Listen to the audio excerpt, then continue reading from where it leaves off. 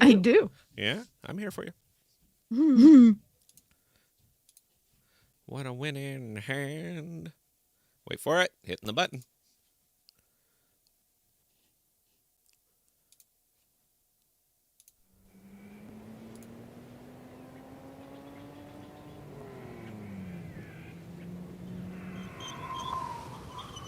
And we are live. My microphone does not transmit over this, but yours does. Test. Actually, no, mine does go over this. I forgot. Enjoy the song, guys.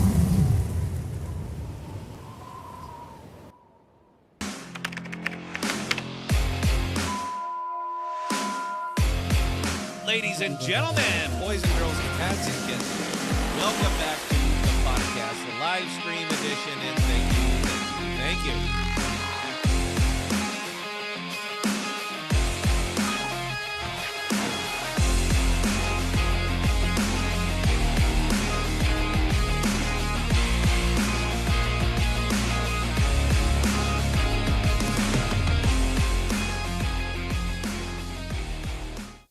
Ladies and gentlemen, boys and girls, cats and kittens, welcome to the dark side of the podcast, the live stream edition, the New Year's Eve edition, and thank you. The podcast is your home for rational crypto news and objectivity, leaving emotion at the door, talking about what we like, why we like it, and where we see it going. We are not offering financial advice. We are telling you what we do, and that is all. I need to back up on that. I strongly recommend that you don't do what I do unless you are wide open to losing a bunch of money. We don't slow down. We don't let up. Full speed is our only speed. I'm your host, Scott, pragmatic investor who has won and lost fortunes. And joining me as always, we started drinking early, is the greatest producer of all time, Belle. How are you doing tonight, Belle? A little bit traumatized now, thanks to the bad booze I was drinking. But yeah, we're good now. I'm a lot better now. You know what? Let's expand on that a little bit. What bad booze are you drinking? Show the audience. Come on, we're all family here. What are you drinking? This is some kind of rock gut stuff, isn't it? This is gonna be icky. What is it? It's Jim Beam Red Stag, Oh, not dear my cup God. of tea. Oh, hey, you.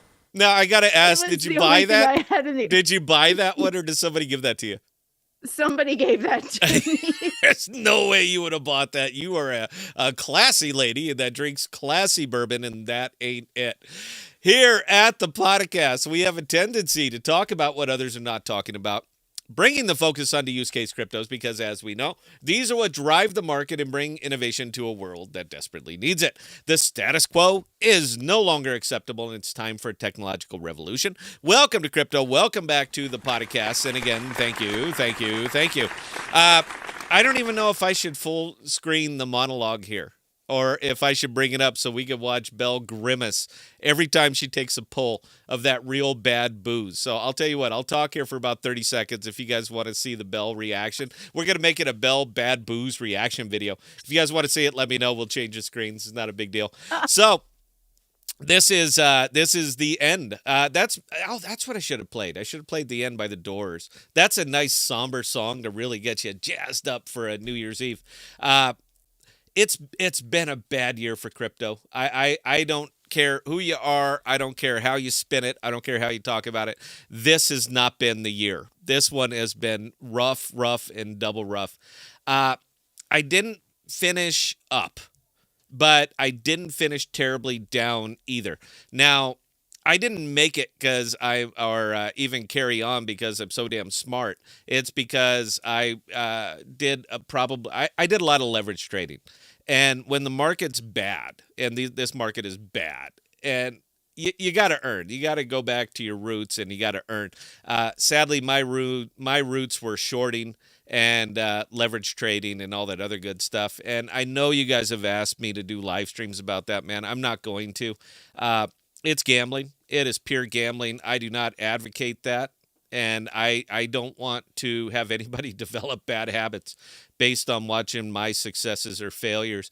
The trick with it is you just have to win about 60% of the time. So if you can win about 10% more than you're losing, you know what? You can carry on.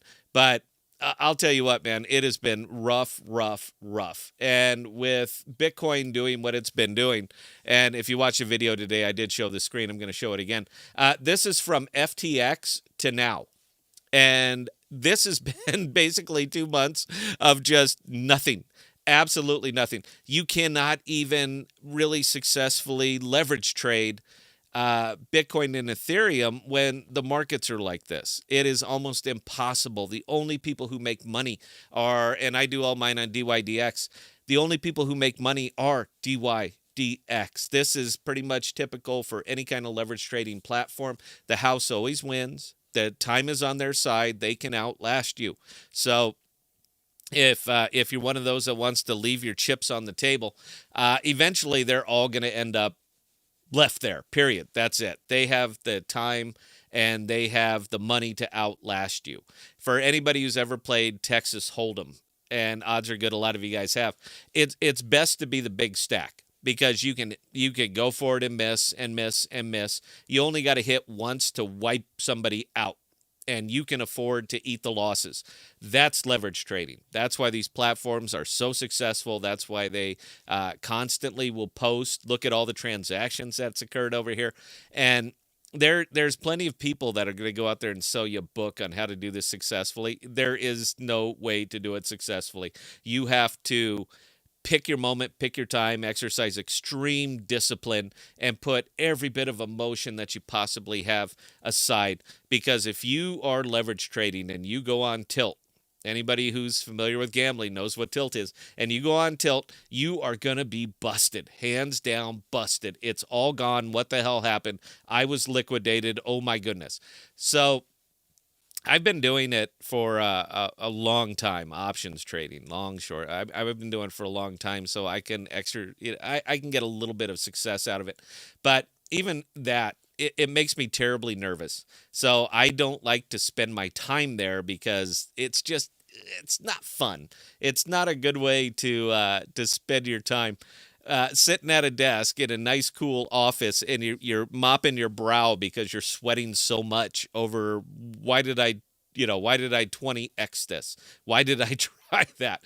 But fortunately, it worked out for me bits and pieces over the years, so I was able to maintain some kind of semblance of wallets left. But anything else that I've had in here, anything across the board, I'm down on. I am 100% down on. Not 100%, you know what I mean. There's no single holding that I have that is higher now than it was in January of last year. Nothing. Every token is down, and it's down a catastrophic amount. So when you get like that, you got to do what you got to do. You still want to be positioned. So, we kind of grind it through. But this was not the show I thought we were going to end up doing this time last year. I was like, oh, no, man, next year we're there. We're going to hit it. Everything's going to work out. And it just nothing did. So this is the time where you start looking forward to next year. This is what everybody's doing. Well, next year it's going to be great. Next year, the bull market is going to return. Next year, it's going to be something else. It's the cry of the diamond hands. It's the cry of the cultist. Just wait till next year. If this trend continues like this, there really won't be much of a there won't be much of a next year for a lot of people. They'll eventually grind out, have way too many zeros after that decimal place, and just call it quits. So, a lot of the crypto market is going to get shaken out on this, and it's changing. Now, I think it's changing in a good way. I didn't want to lose money. I don't think anybody wanted to lose money. If you did want to lose money, you were that kind of masochist that you cannot wait to buy something to lose money on it. This probably ain't the channel for you, but I think it was a good thing because it's going to bring a level of reality to the crypto market that has just been woefully absent. And we're going to be looking at some charts tonight. We're going to have some fun. And, the funny thing is we're only going to look at them over the last year. What happened 10 minutes ago is irrelevant. What happened 10 days ago is irrelevant. We're going to be looking at these things over a year. This is a perspective stream. We're going to be giving you guys back some perspective. I know you look at them the same way I look at them, but Let's look at them together. We're going to let the healing begin. Belle, what do you think about that, huh? We're going to make this is our group therapy session to shake off a really, really bad year of crypto and see how we can make next year better. That's the whole goal of this stream and the whole goal of everything that I'm doing going forward. So, shall we get into it, Belle, or do we want to drink a little bit and just reminisce about the way it used to be? Let's talk about $10 Osmo. You remember $10? Anybody out there remember $10 Osmo? You guys remember that one? That was when you were setting up, you couldn't wait. I cannot wait till I'm getting like 6 Osmo a day. And that's it, man. I get 6 Osmo a day, passive income. I could just fire it and forget about it. Yeah, it's not there anymore. It hasn't been there for an incredibly long time. So I'll tell you what, we're going to pull up for the very first chart we're going to take a look at. We're going to pull up the osmosis chart, and we're going to look at this over the period of a year. A year is a real good thing to see when you're talking about a DEX token on a DEX that's as large as osmosis. That's a year. That is 1 year chart of osmosis. So when I say, do you remember $10 Osmo? That was March. You guys remember $10 Osmo? And all of that brutal massacre that we all took coming up to here. Now, I'm going to shine a good spotlight on this one. I'm going to make you feel better about this particular investment, even though if you're like me and you own way too much of it, you're not terribly happy with the way it's been performing lately. But June 18th, I'm going to introduce you guys way back to June 18th. Because I'm pretty sure that you all remember June 18th. June 18th was a brutal, vicious day for crypto. That was the big crash. Now, fortunately, or unfortunately, depending on your glasses half empty, glasses half full mentality, Osmo had already shed all its value before June 18th. So when it came and went, we didn't really notice. A lot of other tokens took it a lot harder.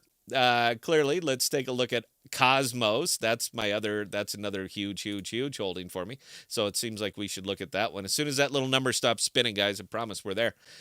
We'll look at Cosmos over the last year. Now, this was June 18th for Cosmos. So, yeah, it just wasn't a good run for either of these things. Now, Cosmo, fortunately, had shed most of its value before it got there. But Osmo had already flatlined. Osmo was already done. Osmo was done way back here, early May. So when June came around, it didn't really notice. But do you guys remember this one? All at the same time. January 16th, $43.52 for Cosmos. Way back there in January. So back in January, the party's never going to stop. We can't wait. I am doing everything I can. I'm going to second mortgage my home. I'm going to sell my car. I'm going to do everything and buy Adam because this party ain't never going to stop. Do you guys remember that? Do you remember that, Belle? Do remember that? You were sitting there going, okay, yeah, I'm getting out. Oh, I was gone. And way before that. That's honestly, that's how I survived this whole year, is because I did so much selling. I did so much shorts during January to right around May before I really started to settle in. But I did so much selling back then. I remember, you know what, we're going to make it the remember thing. Anybody who was on the Discord way back when, and I know it's mostly family here, so it'll be a fun one. But I remember this way back when, and there was a person that, a couple guys that I was working with, new to crypto. We're looking at, by the way, we're looking at Juno right now. So there were a couple guys that I was with helping out. And I'm sure you guys remember the launch of Juno and the run up and the never going to stop. And oh my God, look at what we're doing here with Juno on 3 March, just about the same time that Adam peaked. $45.51 for Juno. Now, I want you to go back and think about that.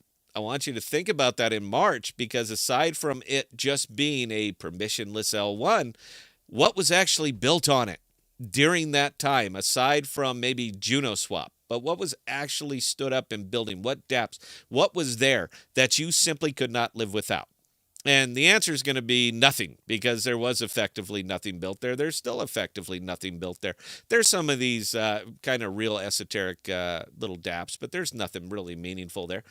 I pulled the trigger, or I dropped everything right here. That was the day that I sold all of it. I dumped every bit of Juno that I had, watching that thing start to stampede. $32.31, that's what I got for all of my Juno. I dumped every single bit of it.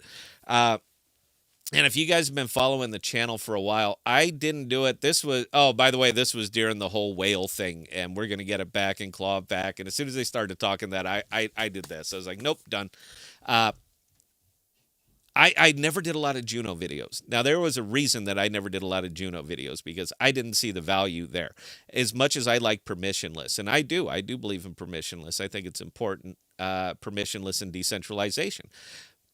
But their method of permissionless and their method of decentralization came to a grinding halt when they decided that they were going to pass a proposal and claw back all of the Juno that the Juno whale stole. And I'm putting up quotation marks.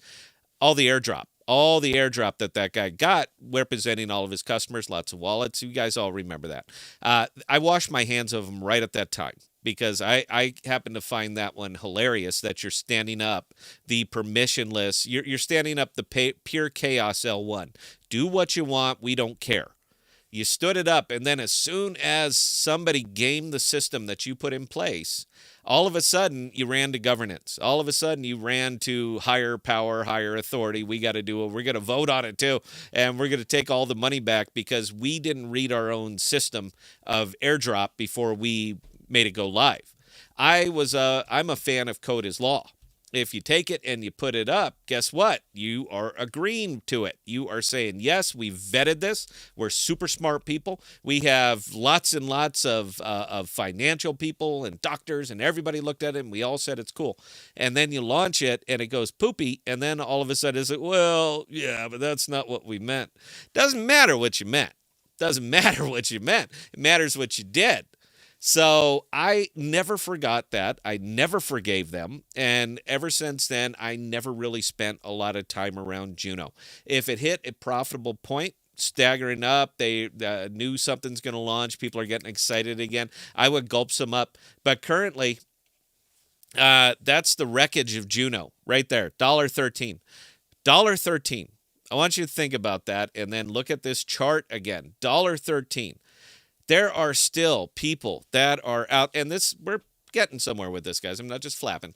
There are still people out here that are still convinced that Juno is the way. Juno is the one way, the only way, and that it will regain its all-time high. Belle, what would make Juno regain its all-time high? Oh, well, actually, getting products launched that have a legitimate use. Other than that, no, nothing. No, we don't want to do that. That's work. That's work. We're not about that. We're hip, we're cool, we're rock and roll. We are all about the experience. It's never to be about the money. That's the Silicon Valley holdovers. It cannot be about the money. It has to be about the experience. Well, they lived the experience, and eventually people realized it is about the money, and Juno's at $1.13. It's just a dead token. I get it. People are still hanging on. They're still the true believers. Don't you worry. Don't you wait. Archway's coming. What's Archway? We've never heard of it. We don't look really beyond our own borders. So everything's going to be just dandy, and you need to hold, and you need to believe, and you need to do all that other stuff. It was never going to happen. This was never, ever going to happen. Okay. But what? Okay.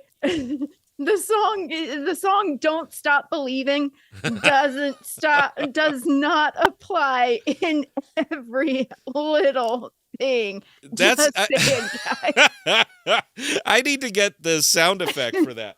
That's what I need. I need to get the Don't Stop Believing sound effect. I think that would round this out real well. All right, Belle, I've talked, I'm monologued, I'm ready to go. Do we got any questions? And if you guys are drinking, please, thank you, and tell us what you're drinking. And if you're not drinking, I got to ask, how long have you been clean? Because this is the night for it. And if you're not a drinking type person in crypto, man, how do you alter your reality? There's got to be something, because this is rough. Go, Belle. All right, so Toot chimes in with a comment saying, laugh out loud, Scott looks like a boat captain. Snazzy. A boat captain. I didn't pick this. I did not pick this outfit. Is it the pocket square? Is that what puts it over the top? All right, this was a gift. This was a Christmas gift from my daughter.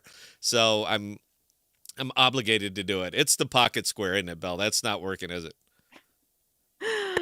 You know what? I think it plays well on camera. So, yeah. Besides that Navy guy. So, yeah, you can look however you want. Thank you very much. Carry on, Belle. Triple tap. 2022 can go suck a fat one. Oh my God! It can. Here you go. We got a sound effect for. We have this is. I have a special sound effect. I got to turn on B2 so Belle can hear it. This is the sound effect for 2022 crypto. For you. I will find you, and I will kill you. And he needs to. I'm just saying. I'm glad it's over, man, because this has just been. It's been tough. I like I said, we got more charts, we got more coins to go over, we got a lot of other things to go over. This is, the last stream of the year, so we have to get into the stream and review kind of thing. Carry on, Belle. All right, Mr. Chewy and Strika both chiming in. Mr. Chewy says sober 6 years now, and Strika been clean about 5 to 10 years. Just smoke MJ most days. There you go. There's gonna be something. Round of applause for your honesty. So yeah, I cannot currently indulge, considering I'm such a big holder of Bitcanna and I believe in everything that they're doing over there. I still cannot indulge. I'm not allowed. I still am living the corporate life, and the corporate life includes giving them a bottle of Tinkle on demand. So I still can't indulge, but I assure you, when I am no longer living the corporate life, and if you're wondering if I'm live and if I'm high, the answer is yes. I'll just spare you that mystery right now. Yes, Scott is baked, and that's going to be me going forward. I'm cool with it. God gave me that. Thank you, and I'm going to indulge. Belle, carry on. That was actually EH just chimed in with a comment saying 2022 was by far the worst year. Laugh out loud. And that's the funny thing. We always kind of put those over, that this was the worst year, that there's always a worst year. You know what? We'll take a look at another chart, because this is not the first time that this has ever occurred. This isn't the first time that this is not the last time that it will occur. This is crypto. This is speculative in nature, and this is where we are. That's the lifespan of Bitcoin. We're looking at that right then, all the way back from 2013. That's the entire lifespan of Bitcoin. And I think it's important to look at this chart from time to time to give you a little bit of perspective. So there was always going to be a time when the party would never stop. Now, back in 2018, right here, all the way up into December, the party was never going to stop for Bitcoin. And the funny part is that I want you to look at the price right now, right there at that very moment, 19 December 2017. The price of Bitcoin was $17,000 a token. The party's never going to stop. We got our first Bitcoin millionaires and are really, just bad people living our first crypto, I don't know how to say it, our first crypto prima donnas was birthed right around 2017 into 2018. That's when they really started to show up, take over, go to the clubs, people pulling up in their McLarens, looking like they have no business being there and being correct about it. They have no business being there. But from 2017 to 2022, over a period of 5 years, if you were a Bitcoin maxi and never sold a single Bitcoin, over the last 5 years, you are down. Isn't that amazing? Isn't that amazing, Belle? So over the last 5 years as a Bitcoin maxi, if you never sold, you are actually down, because currently Bitcoin is about $16,500. Now, I want you to try to imagine yourself going on that ride. I want you to think about that. The guys at 17 that are never going to sell, because you see this over and over and over. You see it on Twitter, see it on YouTube, all the real popular guys. Never going to sell their Bitcoin. I don't see why I would ever sell it. I don't see Bitcoin's going to go to $150,000, $300,000. It can't miss. But over the last 5 years, aside from the rise in popularity of the central exchanges, which is all during this period, Bitcoin didn't move. Bitcoin has not changed in value in 5 years. Period. There it is. The chart's right there in front of you. So if you didn't have this invested, leveraged, providing liquidity, doing something with it, you have in 5 years haven't changed your position at all. So gotta ask, man, because honestly, I think Bitcoin is right priced right now. I think this is about where it should be, and the charts seem to be backing me up here a little bit. Without external influence or internal manipulation, Bitcoin's worth $16,500. The market says it's worth $16,500. The charts, lifetime charts, say that it's worth approximately $16,500. So for the Bitcoin maxis, I would have a question for you. What are you here for? What are you here for? Is it store of wealth? Because yes, it's a store of wealth that's worth approximately $16,500. Are you here to leverage it? What are you here to do? Because it hasn't done anything, really, aside from a massively high speculative price and then a historic crash that we're still in the midst of. It hasn't done anything. Unfortunately, you took out the rest of the market with it, but in Bitcoin's defense, without Bitcoin, there would not be a rest of the market.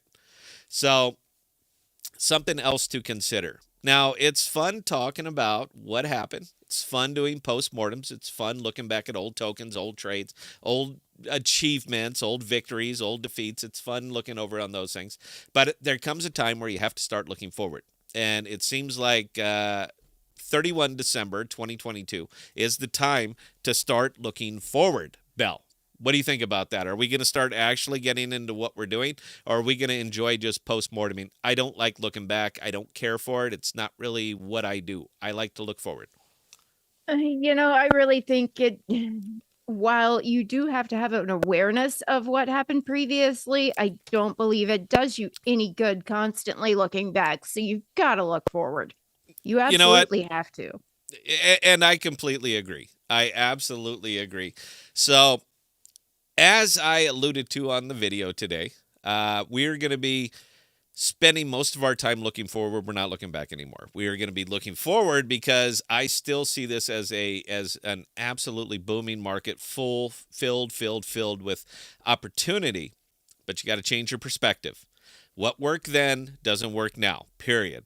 Where are we seeing just a lot of pain? I mean, like poor Solana. Wow. You know what? We're not going to do this, Bell. We're looking forward.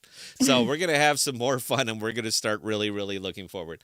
I see the future as use case. I see the base of this use case as infrastructure. I just can't change my mind on this. I cannot get out of this. And the reason that I can't get out of this from looking at it from an infrastructure standpoint is because I work in tech infrastructure. This is where I've spent the last 25 years of my life in tech infrastructure. So I know what it is. I know what it takes. I know how expensive it is. And I know for an absolute fact that it is effectively dominated by 4 companies. All of it is dominated by 4 companies. And interestingly, if you go from company to company to company and ask them, how much does it cost me to store 1 terabyte of data in a hot storage capacity? It's about $35, period. That's it. Plus bandwidth cost. $35 plus bandwidth cost. And if you go to Apple, it's $35. If you go to Amazon, it's $35. If you go to Microsoft, it's $35. If you go to Facebook, it's $34.99. They're doing it just to be dicks. But I think we could all say fairly that it's about $35. So you have 4 major tech companies, 4 major players that are completely in control of tech infrastructure. This is the bulk of what you see out here in crypto, the decentralized spaces. The bulk of these servers are leased from Amazon Web Services. These are leased from Microsoft Corporation. These are leased from Facebook. These are leased from Apple. So you're talking about a decentralized space, but all of your servers are hosted in what could not be more centralized. So where I say you want to set me free, you're going to have to set me free from everything. And that's going to include the infrastructure. So I see a tremendous amount of value in that space going forward. Now, people are not going to pick up on this right away. It's going to take them another 6 months, 9 months, a year before they really start realizing that we're strangled. It's going to take one of these 4 major companies coming up and saying, we're going to tell you what you can do on the servers. We are going to tell you about the business. We are going to tell you all of these things. And if we're not prepared before that happens, guess what? There's no more decentralization. That decentralization that we are all striving for is going to go poof. It's going to go poof because we are all renting from the same people. That's why I see so much value in a cache. I really do. And interestingly, a lot of those servers are also hosted in centralized data centers, but very few of them are in centralized data centers in the U.S. I think that's the caveat on that, is that a lot of these things are overseas. So like if you want to use the Podcast VPN, which is free of charge, it's in the Discord. We tell you guys how to set it up. Just do this, this, and this. Knock yourself out. That server is over in the Netherlands. And it happens to be in a great big data center over in the Netherlands because who was it from Orbamores? Bell, he was the one who said he lives within like 10 minutes of that data center. So he was able... Stefan, yeah. So he was able to tell me about, because he's done work in those data centers, so he was able to tell me about the service level agreements that they have. SLAs, guys, everything is about SLAs. But he was able to tell me, yeah, these servers actually have backups, SLAs, all that other good stuff. So I was like, ding, ding, ding, those are the ones we want to use. Meaning that they're protected, meaning that if there's a problem there, somebody's coming to fix it. It's not in some kid's garage. If there's a problem, somebody like me is rolling out to repair that problem and get that thing back up. Those are service level agreements. But it's not going to work on the ones in the U.S. That's your Microsoft, your Amazon. They have great SLAs, but again, they control the data. They control the source, the ins, the outs. They have visibility on it. They know what they're doing with it. If you think you have... it's an illusion of privacy. It is 100% an illusion of privacy in there. I know. All right. I'm just going to leave it there. So I want to see something else. I want to see something better. I want to see something different, and I'm willing to invest in it. And this goes for both cloud computing and cloud storage. Now, there's a lot of interesting stuff that's happening out there in the storage world. My number one priority is going to be Jackal. It will continue to be Jackal. I will continue to support the program because I think it's absolutely necessary. But I also think because I'll be stupidly profitable in it. Their launch was atrocious. It was bad. Anybody who's been in crypto, man, we've all harkened back to bad launches. Jackal's was awful. Everything that could go wrong did go wrong, man. That was not a good launch. I don't think we got any Jackal folks that are watching the stream right now. I'm sure they're partying. But actually, you know what? They better not be. You guys got to get that storage module online. So if you were out drinking and cavorting and enjoying New Year's Eve, you know what? Get back to work, because this is my money we're talking about, and I want you working. Get the module up, then go party. I don't care. Make it work first, and then we're going to be all right. And the reason that we're going to be all right on this thing is because, again, I'm going back to the earlier video today. The tokenomics of Jackal cannot survive unless the storage module and the chain are live online at the same time. The token price cannot survive. It will bleed down, and nothing is going to stop it unless a whole lot of people decide to buy it in a speculative nature. And if they do, they can dump it just as quick as they can make that price go down just as quick as they made the price go up. It was never designed for this. Absolutely never designed for this. I lost my ass on this, and I continue to lose my ass on this, and I continue to take profits from other investments and pour them in here, trying to shore up and trying to support that price, because the thing that's going to make it work, the thing that makes Jackal work, believe it or not, is the price of the token.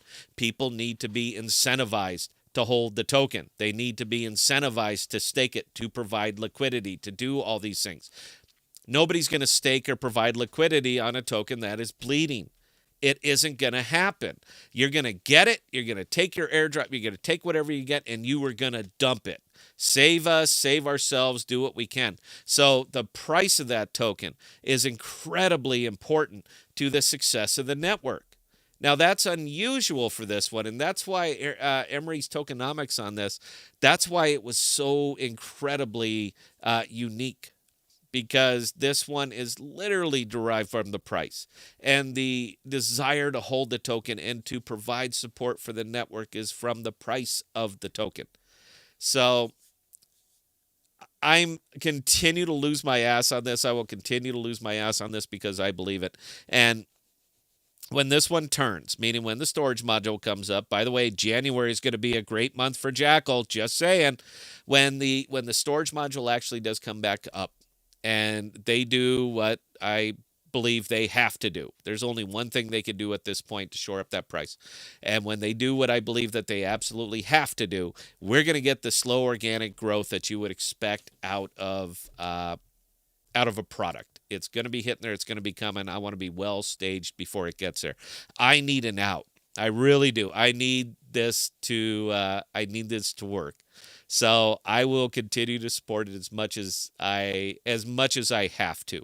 I'm not going to say as much as I can, because I can do a lot, but I'm going to support this one as much as I have to. The whole trick here is to try to keep the price just as stable at or around 10 cents for as long as possible until the storage module comes up, is to keep that price up or around 10 cents.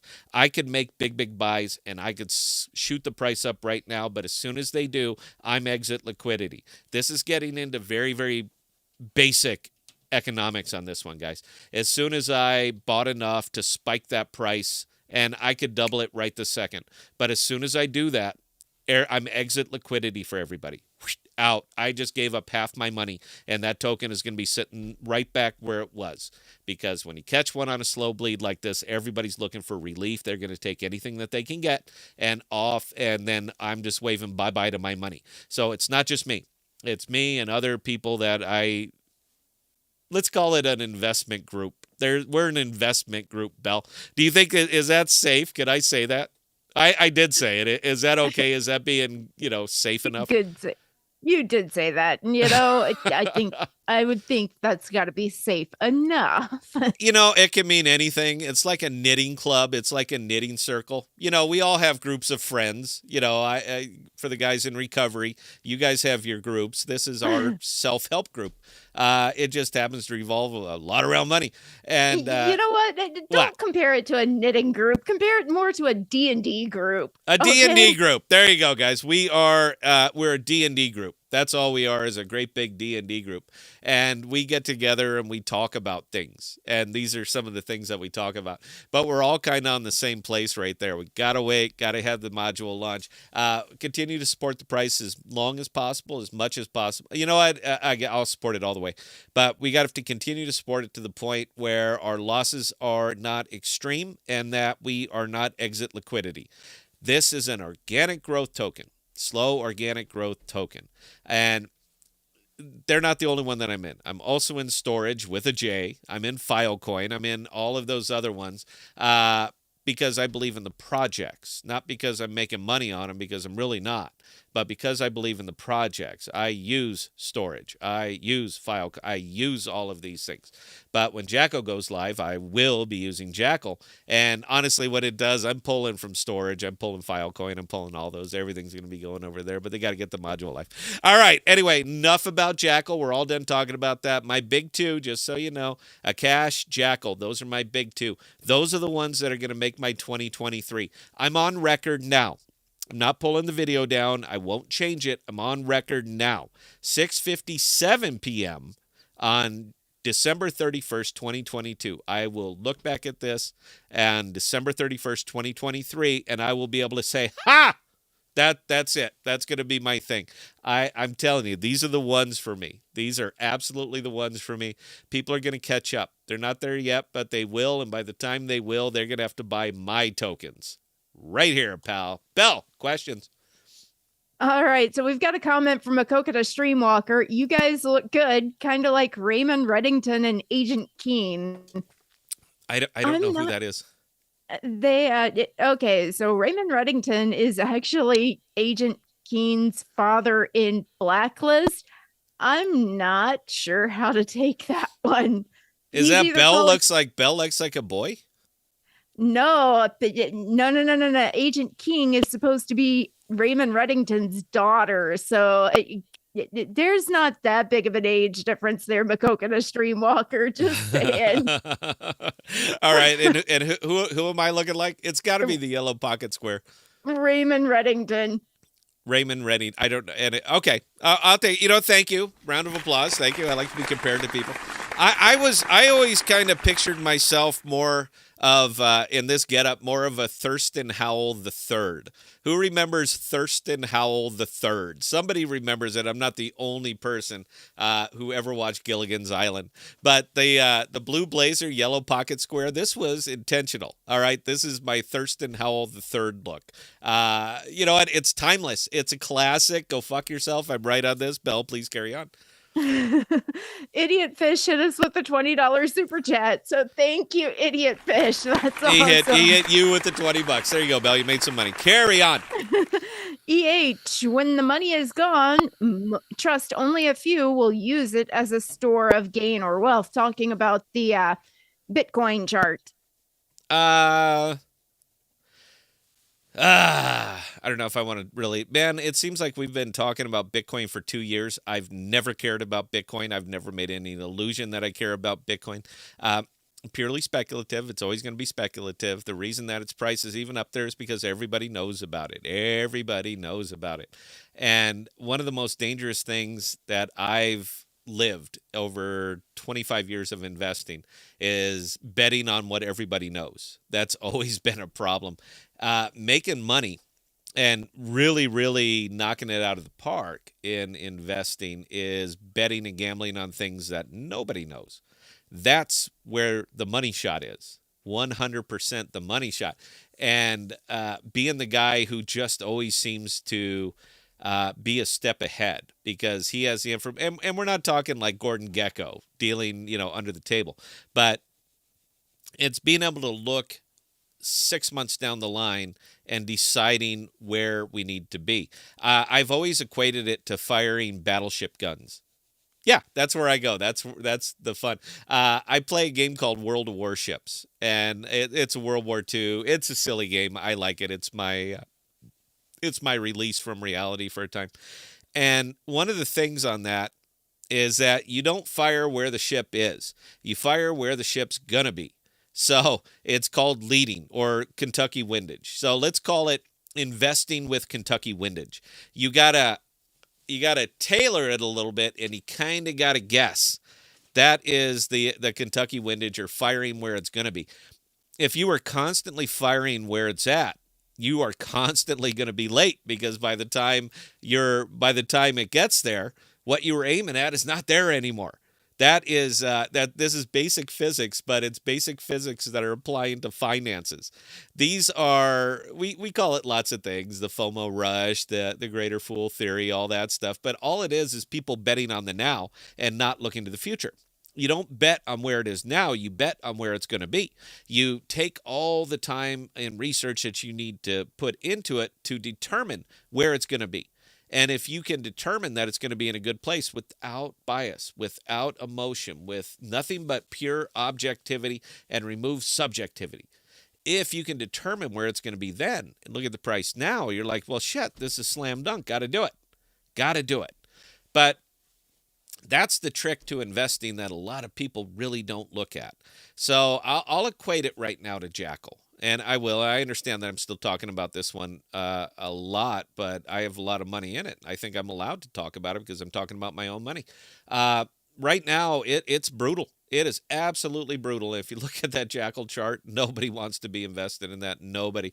I'll pull it up. I want to be fair. I've pulled up a lot of other charts. We'll show you the Jackal one. This is all time. All right, this is all time because the token hasn't been out that long. That's all time. All right, that is a brutal, brutal, ugly, ugly. God help us. Why are you invested in this price? Right there. But I want to compare this so I can add a little context. I love adding context. And let's turn this, let's compare this one with AMP. because we all remember AMP. We've talked about this one for a long, long time. Let's take a look at the 1-year chart on AMP. Oh, my goodness. All right, there's AMP. Ugly, ugly, ugly. God help us. How are we involved in this? There's Jackal. Ugly, ugly, ugly. My God, how are we involved in this? I could do this with damn near any token. It really doesn't matter which token I pick right now. They are all going to look more or less the same. That same brutal 1-year sloping arc down here into the pit of madness. Into the pit of madness. So, yeah, if you held on, if you did nothing, if you watched it go, you watched it bleed, you had a bad year. You just had an all-around shit year. You did not take advantage of the things that the markets could offer you. You were caught in your own little bubble, living in your ecosystem, refusing to see beyond the borders. You held on, and now you're dead broke. That is crypto. That is investing. And there are 1,000 tokens that I could pull up right now that are going to have this exact same chart. So when you get to the end of the year, that's where you have to stop and you have to step back and look at it and say, okay, great, this is where it's at now. Where is it going to be? And I understand. I would say that we're going to tank the YouTube channel, but we've already done that. We had a year to do that, Bell, and we achieved. Big round of applause for the podcast on that one.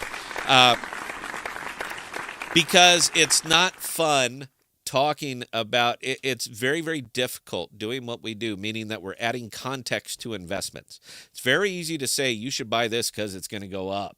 It is incredibly difficult to say, buy this, it's going to go up, and here is why. You've got to hit those measurable wickets. That is where the work comes in. And honestly, crypto has such a short memory and a very unique type of crypto person, crypto investor, that they really don't want to listen through all of that talk. Just tell me what to buy, tell me when to sell it and stuff like that. And we don't do that. We've never done that. So it's going to be tough for us. Maybe we should do that, Belle. Maybe we should pivot over more to that. What do you think? Hey, now's the time. New Year's coming. We can always do that. You know what? We could definitely do that. And, and probably it's booze going to my head on this one. But you know what? As far as certain communities go, maybe we can create music playlists describing, okay, this is how we see it versus how this your view on it. Oh, by the way, guys, yeah, she's saying the music playlist. Bella and I have been doing radio again. We've been back over on Survival Circle doing radio, and it's just music. I'm incredibly eclectic with music, and it's a very, very big passion for me. I got my start in terrestrial radio. That's where I got my start. Long time ago. KUPD in Phoenix, Arizona. That was my very first radio gig. But it's always been an extreme passion for me. We love talking music. I love listening to music. I can spend hours and hours doing it. So Bella and I, we spun it up and we're over on Survival Circle doing 1 hour, 2 hour shows of just music. And then us blathering in between them like silly, inane radio disc jockeys. And it's been a wonderful time. So if you guys would like to join us for that, it's a nice chance to step away from the crypto thing and just enjoy the company. So we've kind of been doing that a little bit more than we probably should have. But yeah, I mean, what else could I talk about here on crypto? I mean, I can continue to serve it up. I continue to tell you the bad news. I can tell you to do that, but we're not going to. We're not going to be a news channel. Anybody can read. All right. You don't need me to read it for you. And if you want my opinion, Scott at ThePodocasts.com or the Discord or something like that. We don't really want to pivot that direction. It's fun. I can do it by myself, but I did it for about 2 weeks. Just every day I was going live for about 2 weeks, and I was bored out of my tits after that. I was like, God, man, anybody can read. You see that tracker right down there? Anybody can download that. You can put it on your computer, have it rolling through, and click on stories you find interesting. You don't need me to read them to you. So we didn't go that way. You know what? No, I'm not, Belle. We're not going to pivot. We're going to continue doing what we're doing. If people want to join us, you're more than welcome to. If you don't, thanks for joining it. Be sure and like, subscribe, and share and all that. I'm not going to do that shit either. All right, Belle, do we got any questions or should I just carry on? Because there is some more stuff I'd like to get to for the end of this year. All right. EH chiming in with the question. Have you looked into Umi? Umi, that was kind of funny. Yes, I have. It's not there for me right now, but somebody absolutely, and it was on the Discord, absolutely nailed it because they were trying to make a big Umi purchase. I think they were over here on Frontier. Let's take a look.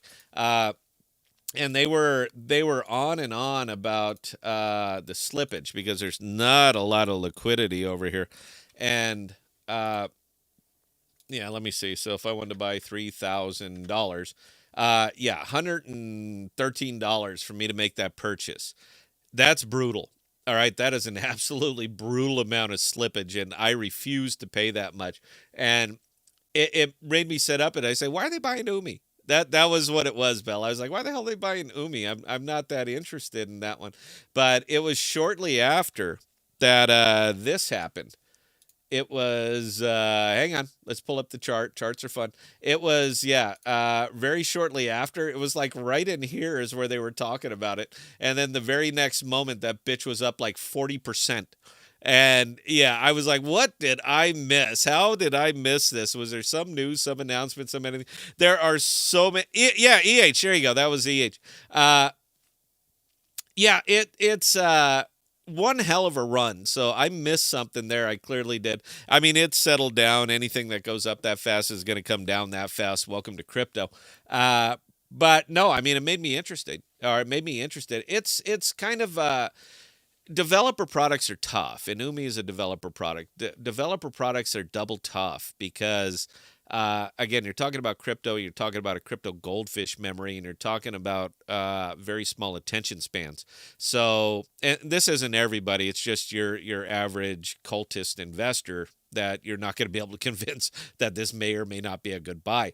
So, it's a neat product, but it's a developer product. Now, the issue that I happen to see with this one is right now building is slowing down. It really is because people don't have any money left. It's all gone. Everybody pissed it away.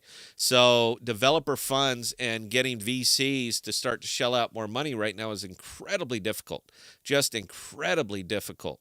So I'm kind of moving away from developer tokens, not because I don't believe in it, but because I don't think it's going to be real tough sell right now. That's all it is for me, is that I can't really say where's it going to be in 6 months because I don't know what the hell the market's going to look like. So I am like intentionally pivoting myself over to the bare necessities. So let's just call it the bare necessities crypto investment strategy. The bare necessity crypto investment strategies for me are going to be infrastructure. It all starts with infrastructure. Now we have lots of developer tools. Lots of people do what everybody else does. There's plenty of that. But you're going to hit the wall on how can we actually utilize it? How do we have servers? How do we have storage? How are we actually going to be able to utilize all of this stuff? That's where crypto infrastructure starts to come into play, and that's where I see it coming right now. All of these developer tools were great, and they came out, but it is a limited market that they're appealing to. And in a shrinking market like crypto, why are you grinning? I'm absolutely right. Everything I'm saying here, Belle, is correct, and I see you like giggling at me. Is it the bad booze? Is that what it is? What? Say it. Okay, it's the term bare necessity. Sorry, it popped another song into my head. I can't help it. Yes, blame it on the bad booze. Not BAEAR, BARE. The absolute minimum requirements. Maybe I should say it that. I like it. No, I'm not changing it. The bare necessity crypto investment strategy. What is the minimum you need to survive and be profitable? You know what? Someone's going to copy me on this. I'll push it out and somebody will copy me on this. I get more backbenchers, which I'm surprised because we don't get a lot of views, but we're very specific. What we do and what we talk about is very specific. And I see a lot of my content, a lot of our content, Bell, end up in a lot of other people's things, a lot of other people's videos. So I don't know. I'm fine. We'll set the table. They can go ahead and run with it. As long as the information gets out, that's what matters. I'm not a YouTube success, but the information is valuable. That's going to be it going forward. That's 2023, and I'm dubbing it right now, the bare necessity crypto investment strategy. And I will be showing it to you guys step by step, blow by blow, what I'm in, why I'm in it, and context. And I'll even do what I haven't done for a long, long time, and that's add in price predictions. But it's going to be price predictions based on all of the context. Now, I'm not putting any of this public, guys. It will be members and members only. I don't want blowback. But I cannot continue to do this and just say, yeah, it's going to go up. All right, Scott, how much is it going to go up? Why is it going to go up? Who's going to make it go up? What needs to occur for it to go up?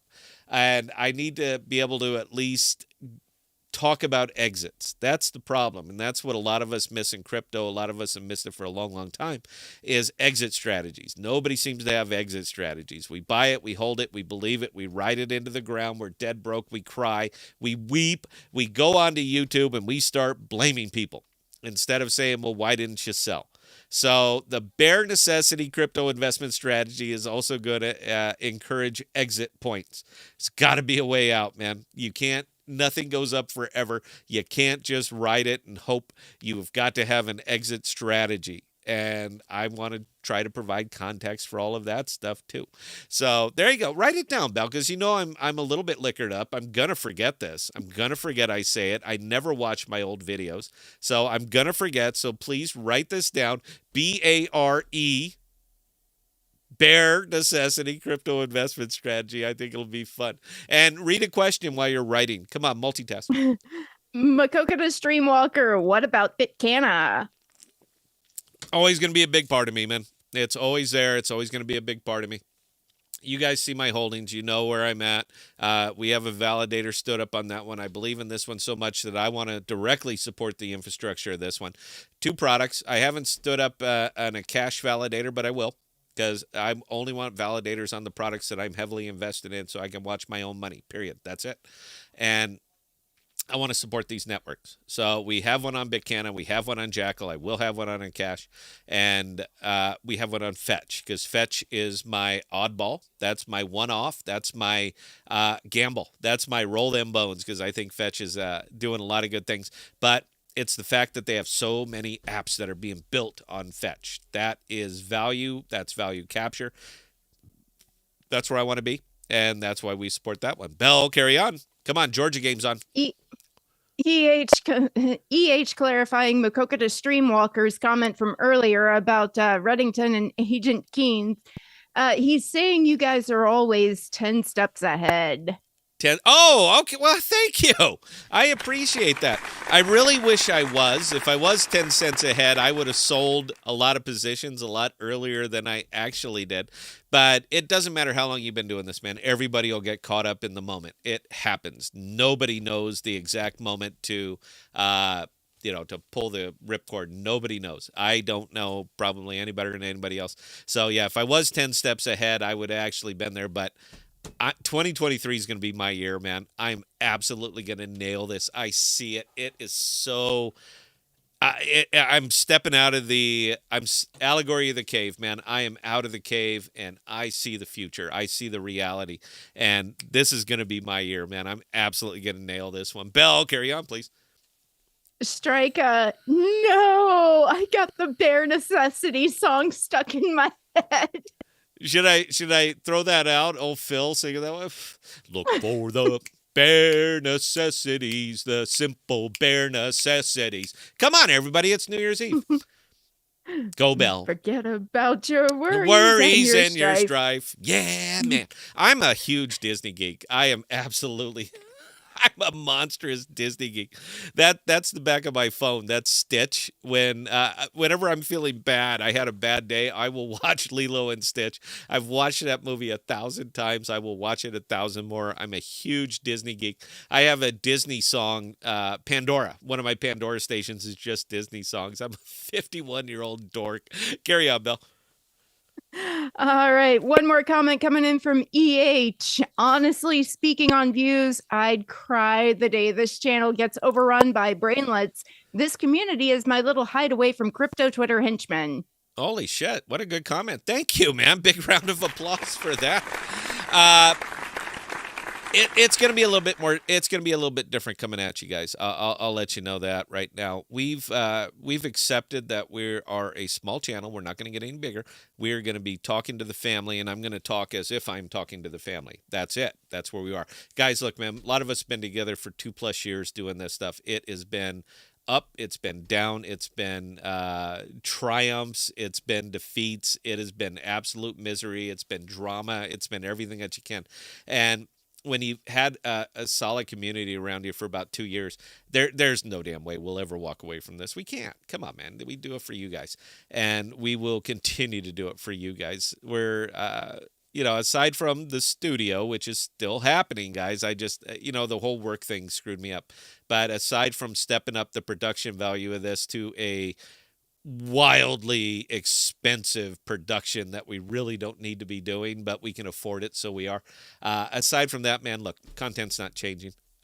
Focus is going to change. We're going to stay to the fundamentals. We're going to stay to the philosophical, because I think all this is necessary and important. And yeah, but aside from that, we're just going to talk as if we were talking to the family, because that's pretty much all we have now. So we will continue to do it, support it, and we're not going away.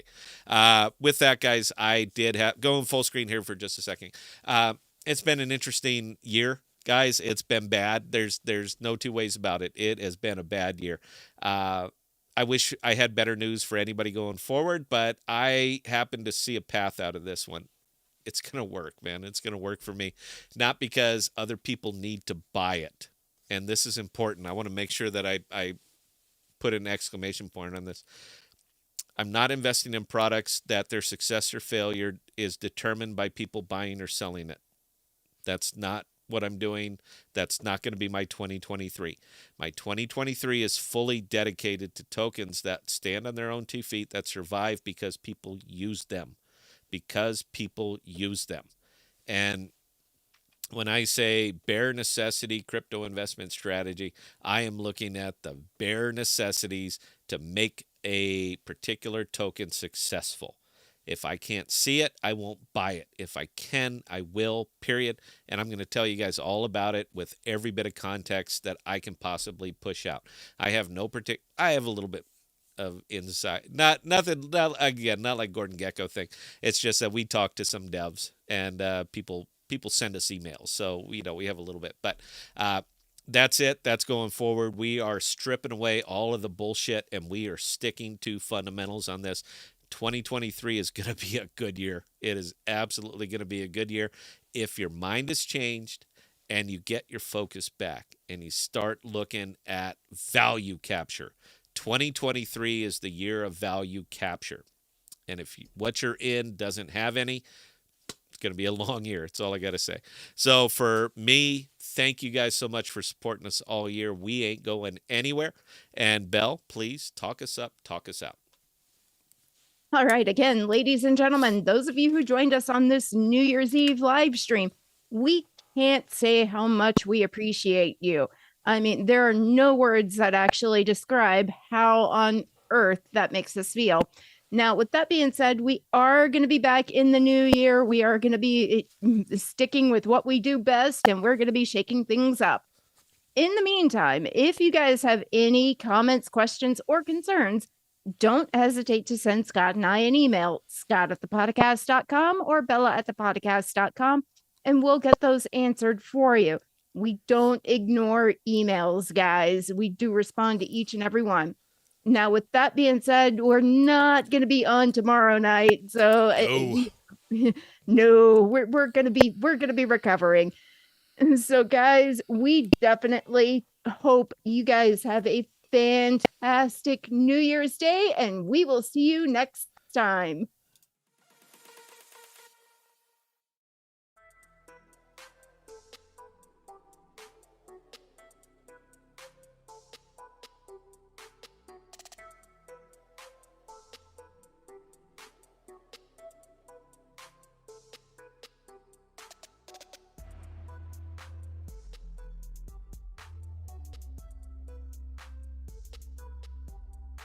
Thank you, thank you, thank you.